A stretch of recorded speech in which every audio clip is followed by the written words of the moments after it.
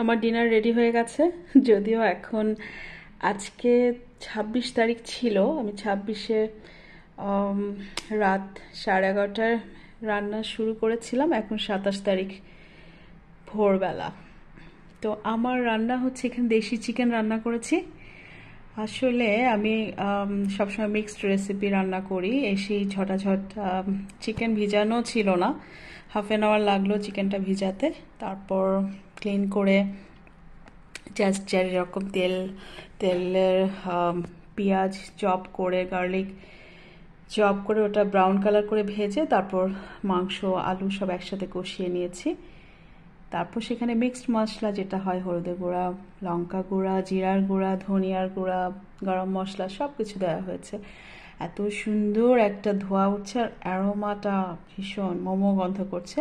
আর এটা শুধুমাত্র পালক সেদ্ধ, একটু লবণ আর অল্প সামান্য তেল দিয়ে পালং শাক সেদ্ধ। আজকে সালাউদ্দিন সব রেডি করে রেখে গেছে, ঘর বাড়ি পরিষ্কার করে রেখে গেছে। যদিও সালাউদ্দিন আজকে কিছুই রান্না করেনি, শুধু লাল চালের ভাত। আর আমি আজকে একদম গাইয়া মতো পেঁয়াজ নিয়ে বসবো, কাঁচা পেঁয়াজ গোশত দিয়ে খেতে আমার বেশ ভালো লাগে। আর এই তো এসেই চটপট রান্না নিয়ে ব্যস্ত হয়ে গিয়েছিলাম, বাচ্চাদের সঙ্গে কোনো কথাও হয়নি। আর হারুন তো ও মাঝে মাঝে একবার দেখা হয়েছিল।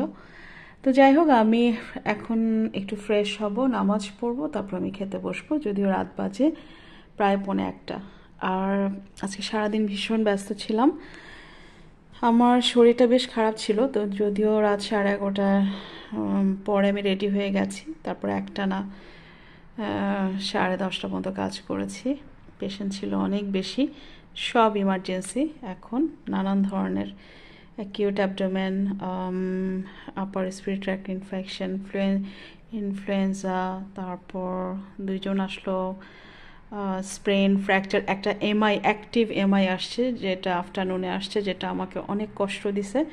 পেশেন্টটাকে আমি 1.5 ঘন্টা রাখার পরে অবজারভেশনে রেখে তারপর আমাকে রেফার করতে হয়েছে। যদিও আমি অ্যাম্বুলেন্স কল করা দরকার ছিল, বাট পেশেন্ট পার্টি এগ্রি ছিল না। ওরা পেশেন্ট সেটেল হয়ে গেছে, রেস্টলেস ছিল না।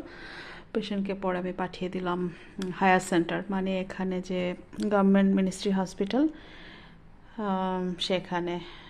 তো পেশেন্ট রেস্টলেস ছিল না, পেশেন্ট সেটেল ছিল, এটা একটা বড় রিজন। তবে পেশেন্ট পার্টি রাজি হচ্ছিল না, ওরা বন্ড সই দিয়ে গেছে যে অ্যাম্বুলেন্স ওরা কল করতে দেয়নি।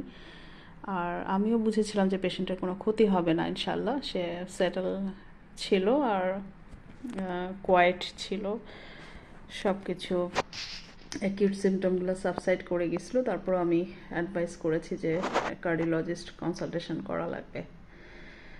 অ্যাক্টিভ এমআই তো আসলেই ওর হয়তো অ্যাডমিশনও লাগতে পারে, সেটা ওরা ডিসাইড করবে। তো রাতের বেলা বোরিং কথা না বলি, আর আসলে সকালবেলা এক মুডে যাই, আসার পরে রাতের বেলা আমার মুডটা ভীষণ খারাপ হতেই থাকে, কারণ স্টাফদের নানা ধরনের কথাবার্তা, ওদের ডিমান্ড, পেশেন্ট, সব কিছু ডিলিং করে মুড ভালো রাখা যেন ভীষণ কষ্ট।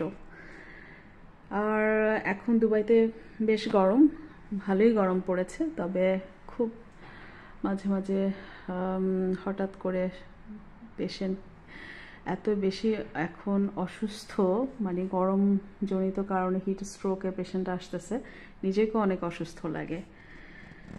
তো হঠাৎ হঠাৎ করে খুব ভ্যাকেন্ট অনুভব হয়।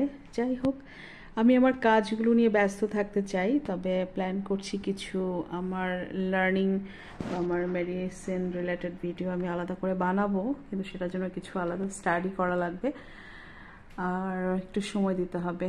এনিওয়ে, ভালো থাকবেন সবাই, আল্লাহ হাফেজ।